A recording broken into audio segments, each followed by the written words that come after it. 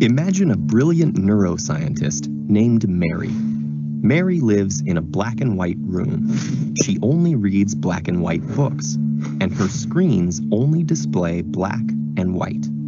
But even though she has never seen color, Mary is an expert in color vision and knows everything ever discovered about its physics and biology. She knows how different wavelengths of light stimulate 3 types of cone cells in the retina, and she knows how electrical signals travel down the optic nerve into the brain. There, they create patterns of neural activity that correspond to the millions of colors most humans can distinguish. Now imagine that one day Mary's black and white screen malfunctions and an apple appears in color. For the first time, she can experience something that she's known about for years.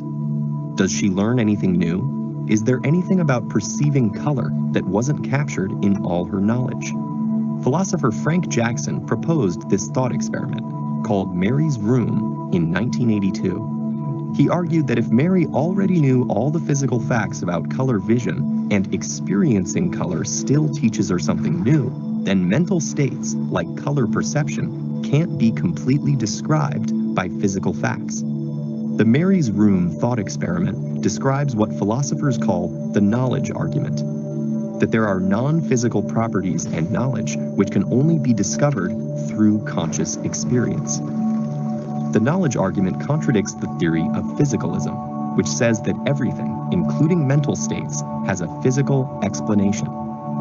To most people hearing Mary's story, it seems intuitively obvious that actually seeing color will be totally different than learning about it. Therefore, there must be some quality of color vision that transcends its physical description. The knowledge argument isn't just about color vision. Mary's Room uses color vision to represent conscious experience. If physical science can't entirely explain color vision, then maybe it can't entirely explain other conscious experiences either. For instance, we could know every physical detail about the structure and function of someone else's brain, but still not understand what it feels like to be that person. These ineffable experiences have properties called qualia, subjective qualities that you can't accurately describe or measure. Qualia are unique to the person experiencing them, like having an itch, being in love, or feeling bored. Physical facts can't completely explain mental states like this. Philosophers interested in artificial intelligence have used the knowledge argument to theorize that recreating a physical state won't necessarily recreate a corresponding mental state. In other words, building a computer which mimicked the function of every single neuron of the human brain won't necessarily create a conscious computerized brain. Not all philosophers agree that the Mary's Room experiment is useful. Some argue that her extensive knowledge of color vision would have allowed her to create the same mental state produced by actually seeing the color. The screen malfunction wouldn't show her anything new. Others say that her knowledge was never complete in the first place because it was based only on those physical facts that can be conveyed in words. Years after he proposed it, Jackson actually reversed his own stance on his thought experiment.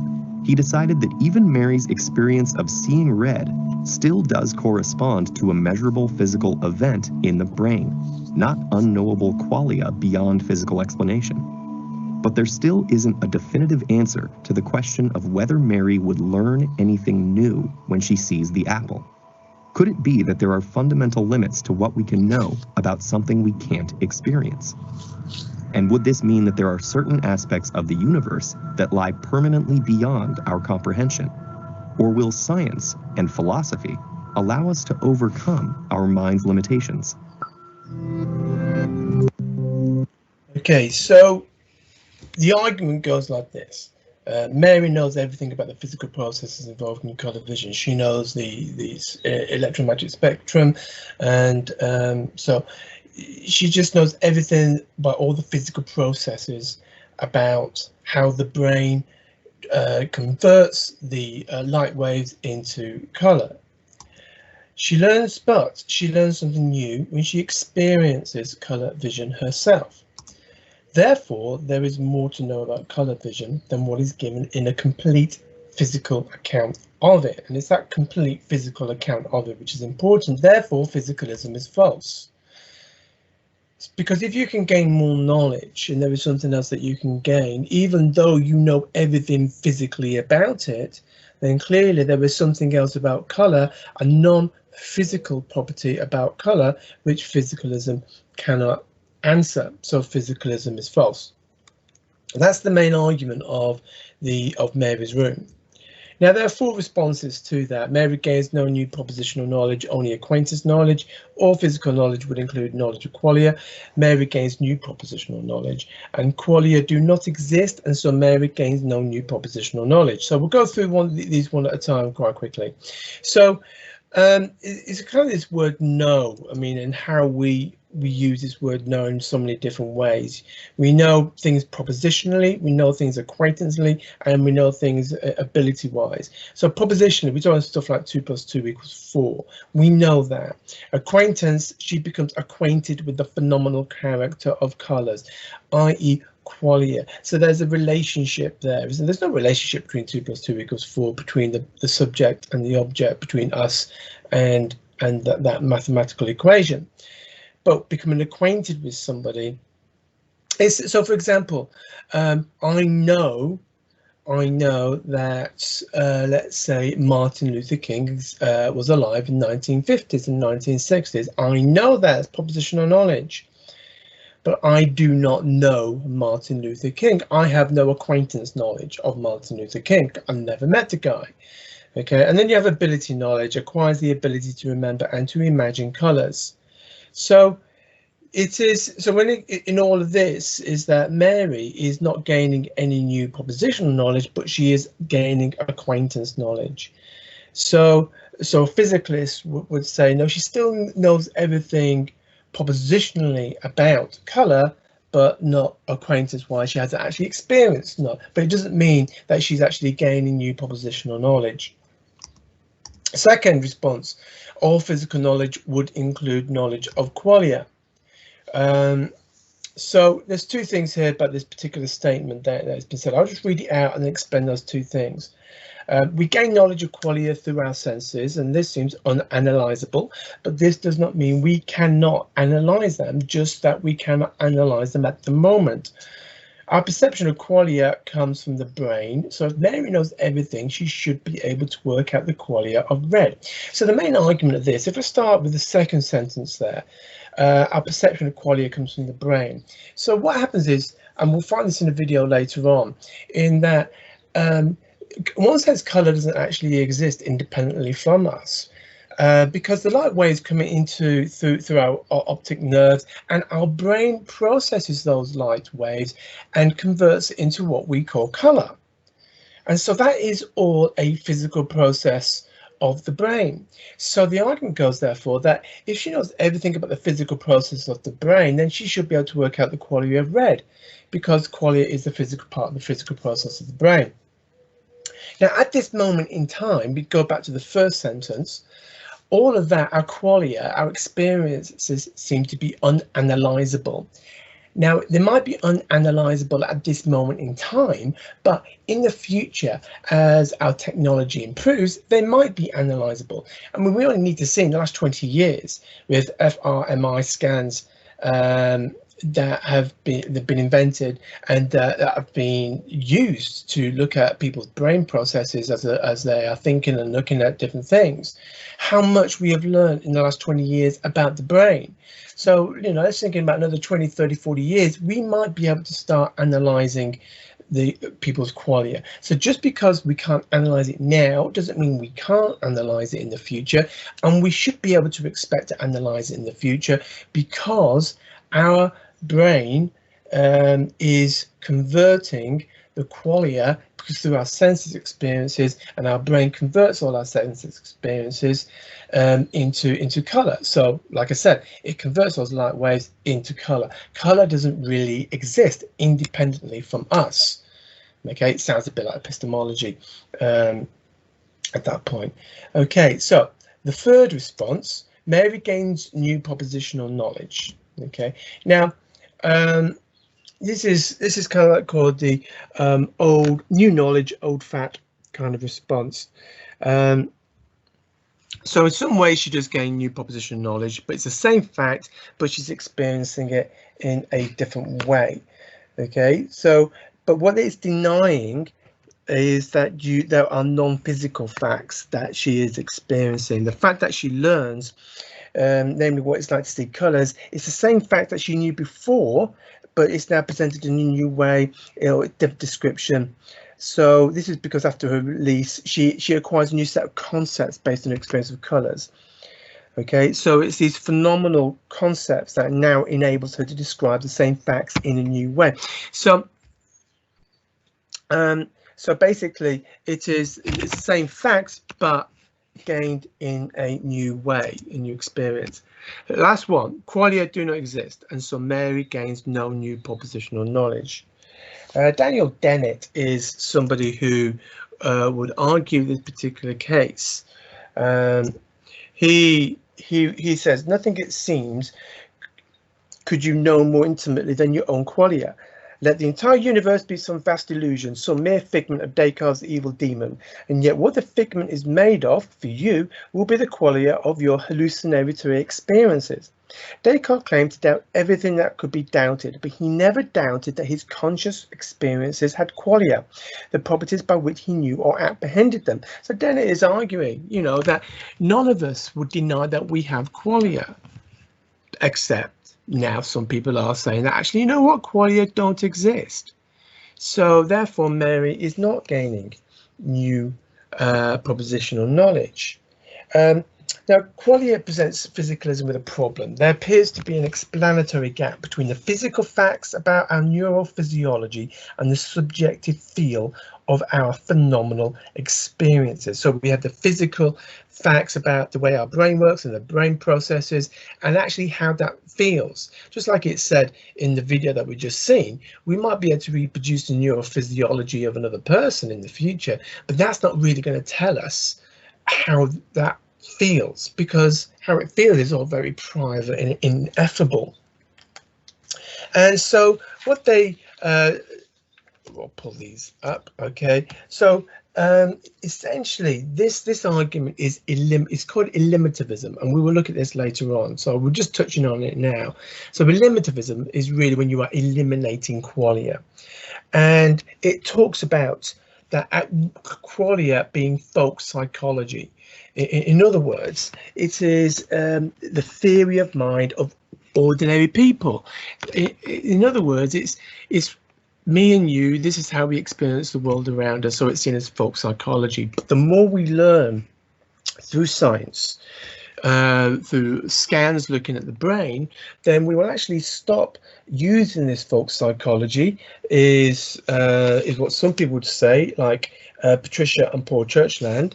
Okay, they would say we would stop using this kind of language of qualia, and we would start talking about brain processes.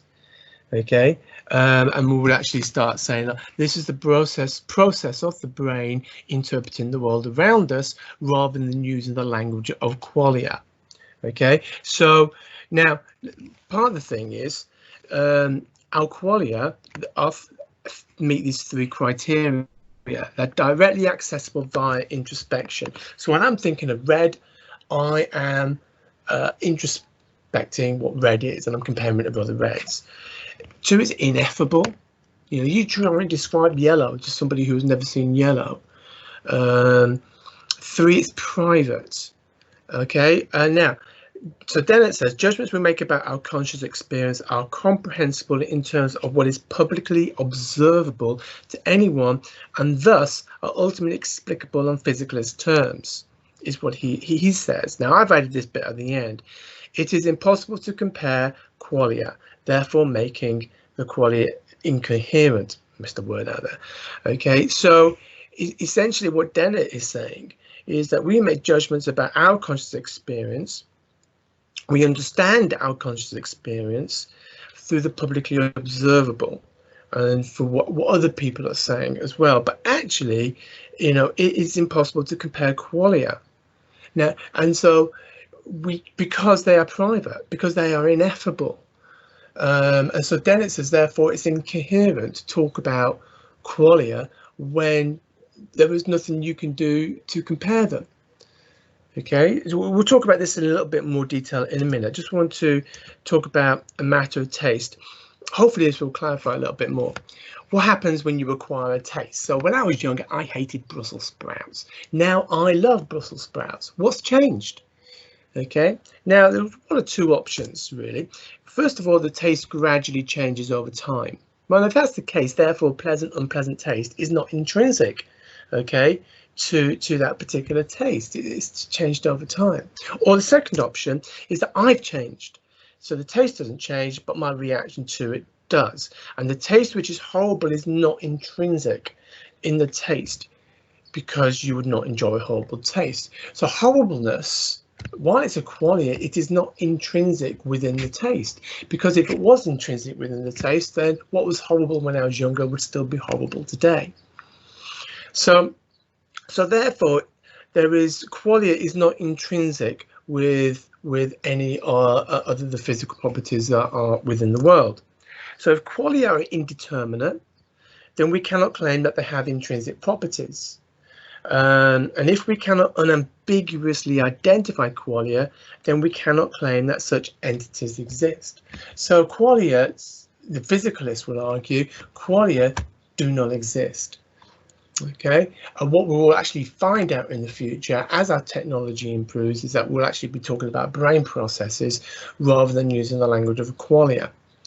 Qualia is the language of the pre-scientific era, just trying to explain our experiences of the world around us. So here's another little video about inverted spectrum, which will be another example. Hey, Vsauce, Michael here. This appears blue, this appears yellow, and this appears green. Those of us with normal color vision can probably agree, but that doesn't change the fact that color is an illusion. Color as we know it does not exist in the outside world beyond us, like gravity or protons do. Instead, color is created inside our heads. Our brains convert a certain range of the electromagnetic spectrum into color. I can measure the wavelength of radiation, but I can't measure or observe the experience of a color inside your mind. So how do I know that when you and me look at a strawberry and in my brain this perception occurs, which I call red, that in your brain a perception like this doesn't occur, which you have of course also learned to call red. We both call it red, we communicate effectively and walk away, never knowing just how different each of our internal experiences really were. Of course, we already know that not everybody sees color in exactly the same way. One example would be color blindness. But we can diagnose and discuss these differences because people with the conditions fail to see things that most of us can. Conceivably, though, there could be ways of seeing that we use that cause colors to look differently in different people's minds without altering their performances on any tests we could come up with. Of course, if that were the case, wouldn't some people think other colors looked better than others, or that some colors were more complementary of others? Well, yeah, but doesn't that already happen? This matters because it shows how fundamentally, in terms of our perceptions, we are all alone in our minds. And on that lovely thought, we're all alone in our minds. It's just kind of for the inverted spectrum. Let's just pull that apart about what that person is saying. Our intrinsic subjective nature of color is incomparable because there is no intersubjective comparison. Very simply, our intrinsic subjective nature of color. So my view, my personal view of what red is, I cannot compare that with what you think red is. I just can't compare it. Okay, so when I say strawberry, I associate it with sweetness, good, tasty, and desirable. So the color red, that triggers those qualia. But if you see a strawberry as a color I would call brown yellow, then your qualia of sweetness, good and tasty, would be associated with what I would call browny yellow. But if I saw a browny yellow strawberry, my qualia would be one of disgust of a rotten strawberry. Now, all that might be happening, but I wouldn't be able to compare my subjective nature of color with your subjective nature of color. So we could communicate, we could both agree what a sweet strawberry tastes like. We both call it red, but you would be seeing one color, I'll be seeing a different color. And then if I could see what you were seeing, I would think that strawberry was disgusting and gone moldy and all sorts of stuff. If you could see what I was seeing, you would think, what on earth is that? Okay, so we cannot detect qualia changes. If we cannot detect qualia changes, then we should abandon the notion that we have direct and infallible access to their intrinsic natures. So what physicalists are trying to say is that there is no such thing as a qualia. Qualias do not exist. It is simply language that we use to help us interpret the world around us. Now, what's wrong with that? Well, it's been okay for while we've been alive so far, but to actually say that qualia then exist independently and have intrinsic value would be wrong, because they just simply do not exist. Color does not exist. Color is simply our brain interpreting light waves that enter in through the sense experience. So therefore, well, if qualia don't exist, then there is no explanatory gap between our experience and physical processes and the brain processes. So as technology improves and we learn more about brain processes and how the brain interprets the world around us, we will need to use the language of qualia less and less and less. And therefore, property dualism will be just thrown in the bin, just like substance dualism has been thrown in the bin. Now, this kind of these responses are going to take a bit of time for you to think through. Read it through in the textbook, and the penny will drop. Okay, it's not as complicated as it first sounds. Okay.